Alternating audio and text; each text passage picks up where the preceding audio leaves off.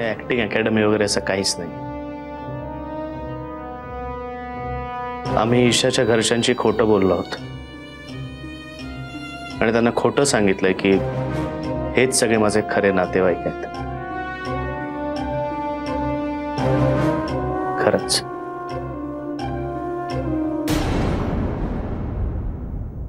ओम दादा, तुम्ही किती भारी आहात सगळे.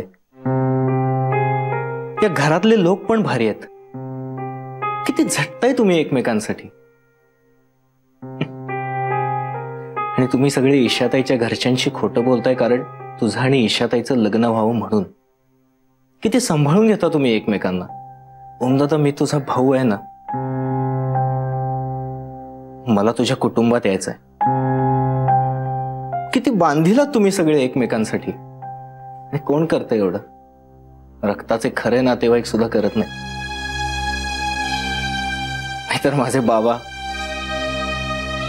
त्यांचा चांगला अनुभव आलेलाच आहे तुम्हाला, पण त्याच्यापेक्षा जास्त अनुभव मला आहे.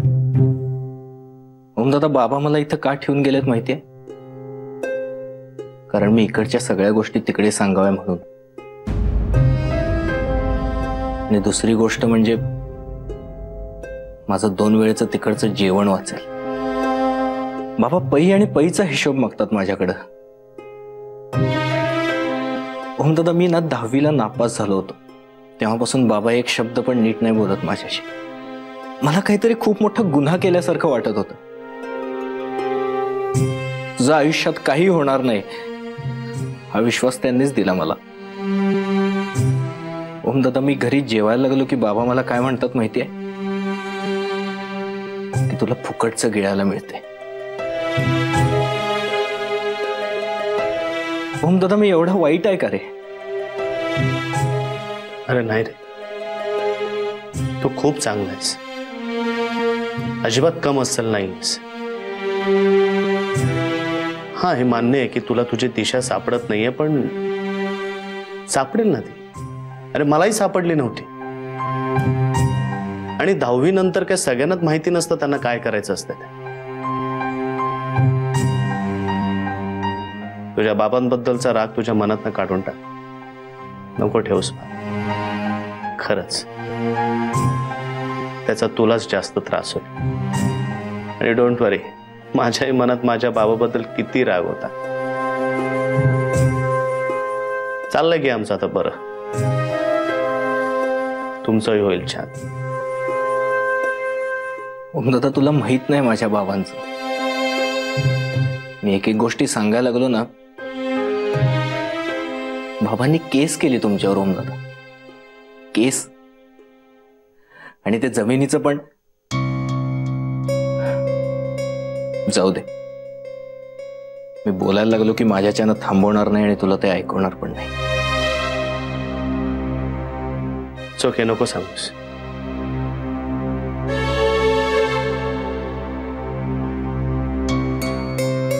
तुला सामील व्हायचं ना आमच्या फॅमिलीत? हो. Welcome to our family.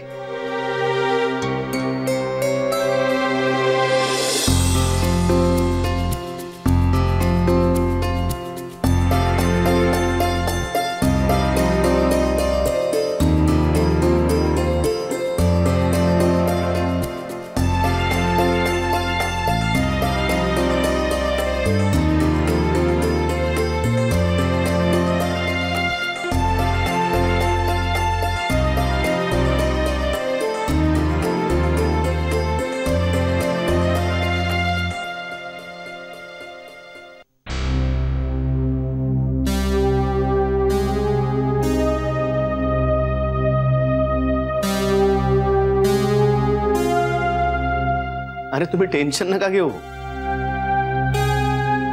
मी स्वतःहून त्याला सगळं खरं सांगितलं. आणि ओम दादा, मला थोडं बोलायचं. मधु, आधी तुझ्याशी बोलतो मी. मला माहिती आहे मी फारसा तुला आवडत नाही आणि इथे कोणाचा माझ्यावर विश्वास नाही. त्याला कारण पण तसंच आहे, माझ्या बाबांचं आणि ओम दादाचं भांडण. पण मी काय वाईट माणूस नाही आहे आणि मी तुमच्यापैकी कुणाचं काही नुकसान करायला इथं आलेलो नाही. एक गोष्ट मला तुमच्या पुढे आता प्रामाणिकपणे कबूल करायची आहे. बाबा इथं मला ठेवून गेले कारण मी इकडच्या सगळ्या गोष्टी त्यांना तिकडे सांगाव्या म्हणून.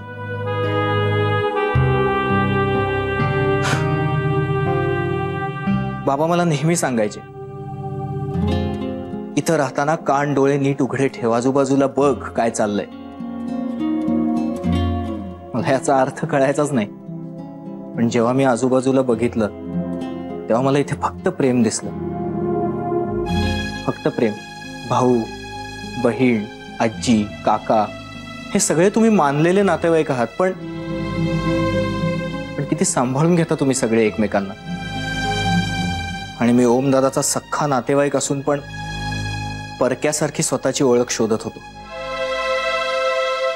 मी ओमदादाला हे आत विचारले आणि आत्ताही तुम्हाला विचारतो, मला तुमच्या कुटुंबात घ्याल? पुरे आता बास. आता आम्हाला पण रडू येईल नाहीतर. बरं झालं तुला सगळंच सांगितलं ओमदादांनी, नाहीतर आम्हाला इतकं सगळं ठरवायला लागायचं ना की नाकीनऊ व्हायचं नुसते. पण ओमदादा, हे सगळं आपण ईशाताईच्या घरी कधी सांगणार आहोत?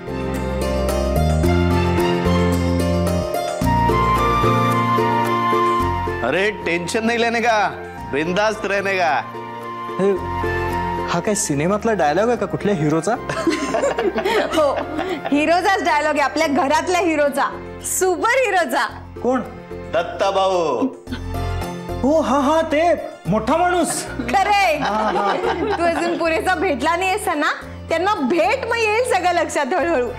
आयुष्यात कभी भी डरने का नहीं, टेंशन नहीं लेने का, बिंदास रहने का.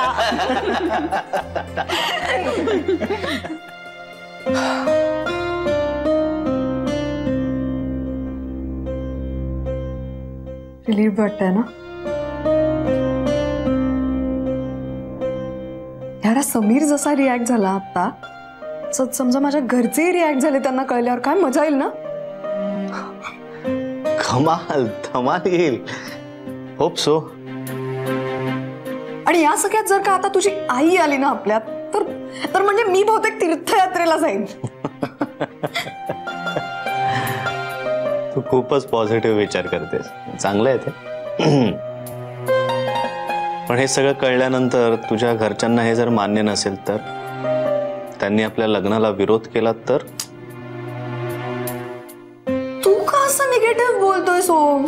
मी एक दुसरी पॉसिबिलिटी विचारतोय तुला. पण मला भीती वाटते. मग कधी सांगू शकतो आपण माझ्या घरच्यांना? तू एक तारीख सांग, आपण सांगूया. तू तारीख सांग म्हणजे आता तू माझ्यावर ढकलतोयस काय? का बोलतेस तू? मी तुला आपणून सांगतोय ना, मी तयार आहे. तू एक तारीख सांग. मी तर कधीपासून तुला सांगतोय की आपण सांगूया सांगूया सांगूया. अच्छा, म्हणजे आता न सांगण्याचं खापर माझ्यावर फुटणार आहे का? ईशा, तर उगाच आपल्यात भांडण होईल. मी एवढंच तुला सांगतोय, मी तयार आहे. तू तुझ्या सोयीने एक तारीख सांग, आपण सांगूया. अरे तू असं कसं मला एकटं पाडतोस ओम? मला ना कळतच नाही, असं डायरेक्ट ढकलून मोकळं व्हायचं. मी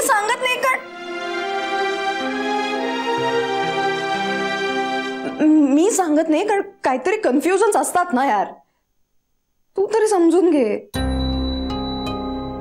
मला मग काहीच आधार नसल्यासारखं वाटतं. I am sorry. I am extremely sorry.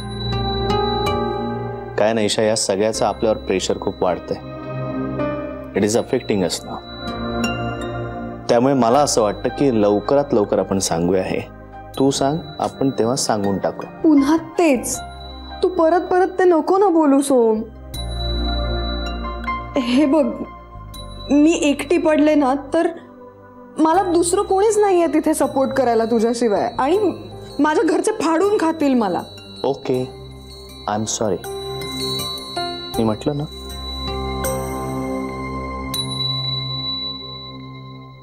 एकदा आईशी बोलतोस का प्लीज? तुझ्या, म्हणजे इतकं छान जुळवत आणलंय आपण सगळं. शेवटच्या टप्प्यावर आता एक प्रयत्न करून बघ ना तुझ्याकडनं. म्हणजे ते माझ्या आईचा काय संबंध आला? आपण तुझ्या घरच्यांशी बोलायचं बोलत होतो ना. हो बरोबर आहे, पण मी आता तुझ्या आईबद्दल बोलतीये. प्लीज प्लीज ना. हा प्लीज.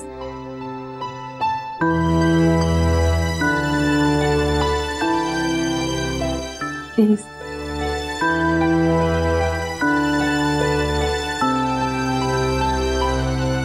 अच्छा अच्छा, त्या दुकानातलं कलेक्शन छान आहे म्हणतेस का तू? हा ते नाही पाहिलं होतं अगं आम्ही. मी तुला नंतर करते फोन. हा हा करते. हा चल बाय बाय बाय. उमा इथेच होय तू? मी तुला घरभर शोधतीये. आणि आज काय निवांत कशी काय एवढी तू? रजा टाकली मी आज. अरे वा, मस्त मस्त झालं रजा टाकली असते. काय सांगू का अगं, मी याद्या काढत होते ना, म्हणजे पुण्याला जाऊन आलो ना आम्ही, तर आता गुरुजींना तारखा विचारायच्या आहेत आणि कळवायच्या आहेत. उमा मी तुझ्याशी बोलतीये, लक्ष आहे की नाही तुझं? काय म्हणतेस तू? अगं अशी काय तू, आता लग्न आहे आपल्याकडे, किती कामं पडली आहेत लग्नाची उमा. मला एकटीला सगळी झेपणार आहेत का ग? हे बघाल का, मला ईशाच्या लग्नातनं काडीचाही इंटरेस्ट नाहीये. आज मी ही जी रजा टाकली आहे ना, ती मला आराम करण्याकरता. हे बघ, तुला माहितीये, मी एखादं काम करायचं ठरवलं तर ते 100% स्वतःच्याच विचाराने ते पार पाडते. हो, आणि तुम्हाला सगळ्यांना माझा हा स्वभाव जाचक वाटतो. त्यामुळे ना तू मला तुझ्या मुलीच्या लग्नाविषयी काही सांगू नकोस. मला ती कामं करण्यातनं काहीही रस नाहीये. उमा इतकं टोकाचं वागणं बरोबर नाही. हं, माझ्या वागण्याबाबत कुठलीही कमेंट मी ऐकून घेणार नाही. सॉरी. उमा इतकं का मनाला लावून घेतेस पण तू? अगं हे बघ, ईशाला लग्न करायचंय की नाही शेवटी, आपण काय अक्षता टाकायच्या आहेत फक्त. तू सांग मला, तिने ठरवलेल्या लग्नात मी तरी काही बोलतीये का? हे बघाल का, मी तुला याआधी स्पष्टपणे सांगितले की मला ओमच्या घरचे पटलेले नाही आहेत. जाऊ दे, मला परत परत बोलायचं नाहीये, कारण तुम्ही सगळेजण ना मला वाईट ठरवून मोकळे झाले. अगं नाही, कोणी तुला वाईट ठरवत नाहीये. उमा तू आता अति करतेस. हा, मी अति करते? हो, मग तू मला काम सांगायला कशाला आलीस? मी बसले ना इथे, याबद्दल मी तुला एका अक्षराने तरी काही बोलले? एवढं सगळं मी कानी कपाळी ओरडले, पण तू आणि हेमंत गेलातच ना लग्नाची तारीख ठरवायला. याचा अर्थ असा आहे की तुम्हाला कोणाचंच काही ऐकायचं नाहीये, तुम्हाला तुमच्या मनाचंच करायचंय. ठीक आहे ना, मग करा तुमच्या मनासारखं, पण प्लीज मला डिस्टर्ब करू नकोस. मी तुमच्या या लग्न सोहळ्यामध्ये नाही. हा म्हणजे मी असेन तिथे ठरलेल्या तारखेला ठरलेल्या वेळी, पण मी पाहुण्यासारखी लग्नाच्या मुहूर्ताला येईन, अक्षता टाकीन आणि जेवून घरी परत येईन. उमा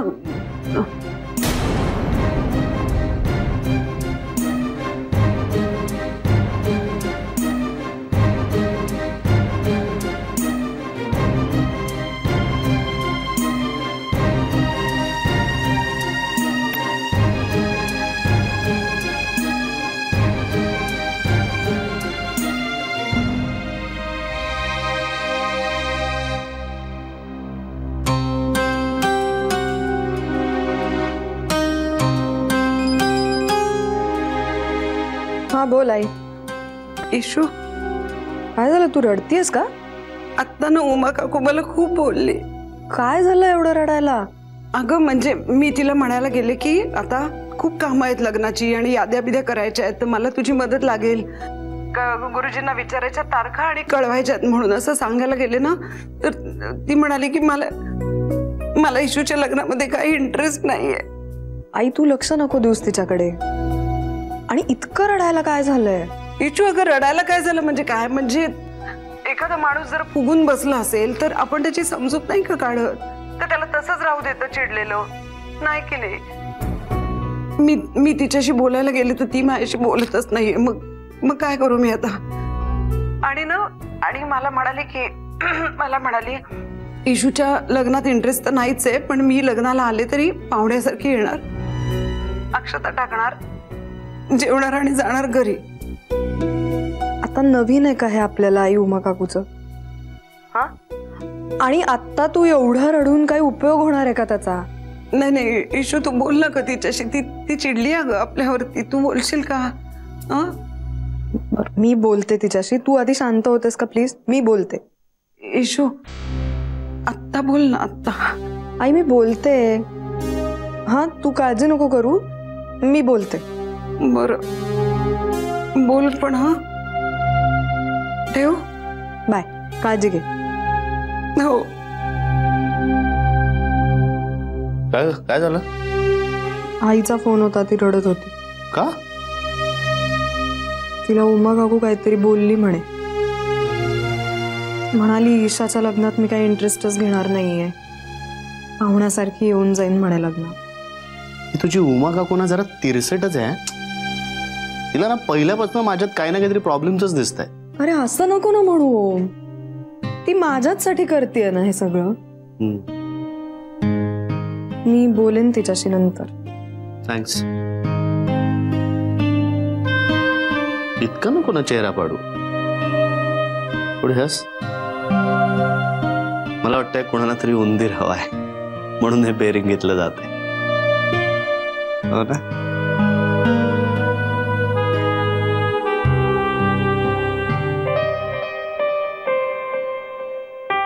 हाय, गुड मॉर्निंग. हाय, गुड मॉर्निंग. तुम्ही कसं काय आत्ता आला? तिथे ऑफिस नाही आहे ना, बॉस इथे आहेत म्हटलं सेवकाला इथेच यावं लागतंय. आहे ना. अगं काही नाही, घाबरणार काहीच नाहीये. प्रधान सरांनी मला सांगितलं की ती मला 2 ते सिव्हिल सूट्सची ते ड्राफ्टिंग होतं, ॲग्रीमेंट्स पण होती, एवढं मोठं काम होतं. प्रधान सर म्हणाले ऑफिसमध्ये येऊ नका, इथे येण्याची काही गरज नाही. मला वाटलं काय तुमलंय का काय ऑफिस, पण ते म्हणाले ओमने काहीतरी फोन करून सांगितलं ना की आज तो दिवसभर घरीच काम करणार आहे म्हणून असं सांगितलंय वाटतं. तुझा चेहरा का उतरलाय? तब्येत बरी नाहीये? नाही, बरं आहे. आईचा फोन आला होता. हा, मग उमा काकू खूपच चिडली आहे. तिला काहीच पसंत नाही आहे या लग्नाचं. त्यांना आधीपासूनच शंका आहे ना आपल्या सगळ्यांबद्दल. पहिल्यापासूनच. आणि ते सगळं पण ठीक आहे हो. आई काहीतरी तिच्याशी बोलायला गेली, लग्नाच्या याद्या बिद्या करूया म्हणाली, तर खूप ताडताड बोलली म्हणे तिला. आणि आई तर तुम्हाला माहितीच आहे कशी आहे, ती रडायलाच लागली. मग तिचा रडत रडत मला फोन आला. ईश्वरा. एकीकडे उमा काकू आणि एकीकडे ओमची आई. असं होणार. अगं तू का नर्वस होतीयस? नाही नाही, आपल्याला ना जरा लवकर सगळं करायला पाहिजे. मी उद्याच जाऊन भेटते ओमच्या आईला. उद्या? हो, उद्याच जाऊन भेटते. पण मग ऑफिसची कामं? अगं ती होत राहतील. आता मी आज करते ना ही सगळी पटापटा संपवते आणि जाऊन येते भेटायला. हा आई, तुम्हाला खूप त्रास होतोय ना माझ्यामुळे? हो, अतिशय त्रास होतोय. जगणं असह्य झालेलं आहे आणि असं वाटतंय की कुठून कार्टी ही आयुष्यात आली आहे माझ्या. असं वाटेल का मला? असं प्लीज पुन्हा कधी बोलू नको. अगं तुमचं लग्न आमची जबाबदारी आहे. पाडू ना पार. ओमची आई तयारच नाही झाली तर? ईशा, पहिल्यापासून नन्नाचा पाढा नाही वाचायचा. हे बघ, कुठलीही गोष्ट, कुठलाही प्रश्न असेल, प्रॉब्लेम असेल, 50% शक्यता होची असते, 50% नाहीची असते. आपल्या वाटेला काय येणार आहे आपण नेहमी समजायचं होच येणार आहे उत्तर. मला काळजी करू नको, म्हणजे माझा अधिकार नाहीये त्यांना समजवायचा, पण मी प्रयत्न करणार आहे माझ्या परीने. कारण की त्यांच्यासाठी फार अवघड असणार आहे. इतकी वर्ष कुणाबद्दल ग्रज असा धरलेला आहे त्यांनी. मी कुठली कोण येऊन सांगणार आणि त्या मनमोकळेपणाने बोलणार असं होणं शक्य नाहीये. मलाही कळतंय ते. पण कधी कधी काय होतं, एखादी व्यक्ती आयुष्यभर एखादा ताण वागवत असते आणि लोक नुसतंच दुरून दुरून बघत असतात. एक निमित्त हवं असतं का त्या व्यक्तीला सुद्धा. कोणीतरी जरासा स्पर्श करावा आणि थोडा कन्सर्न दाखवावा. त्या माणसाचं आयुष्य सुसह्य होऊ शकतं. तसा मी प्रयत्न करणार आहे. एक निमित्त हवं असतं का त्या व्यक्तीला सुद्धा. कोणीतरी जरासा स्पर्श करावा आणि थोडा कन्सर्न दाखवावा, त्या माणसाचं आयुष्य सुसह्य होऊ शकतं. तसा मी प्रयत्न करणार आहे. मग उद्याच नक्की? मग मी येऊ आता? हो हो. आणि नाही, नको जाऊ शशी तू. आधी चिअर अप. कसं? Good, better. काही होणार नाही. बाय. बाय. नीट जा. हो बाय.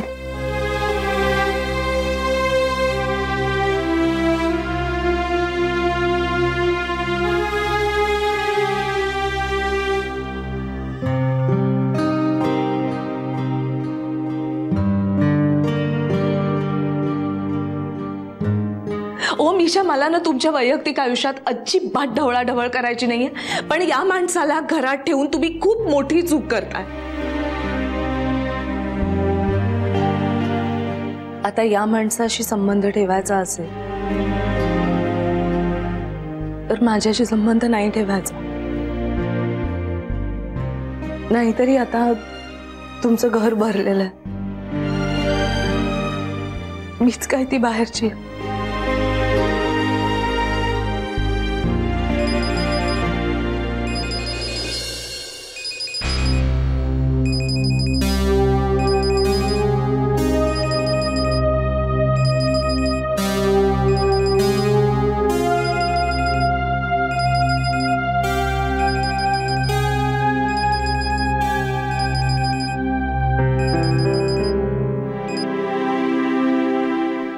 हा बोल. तुला लागला का फोन? म्हणजे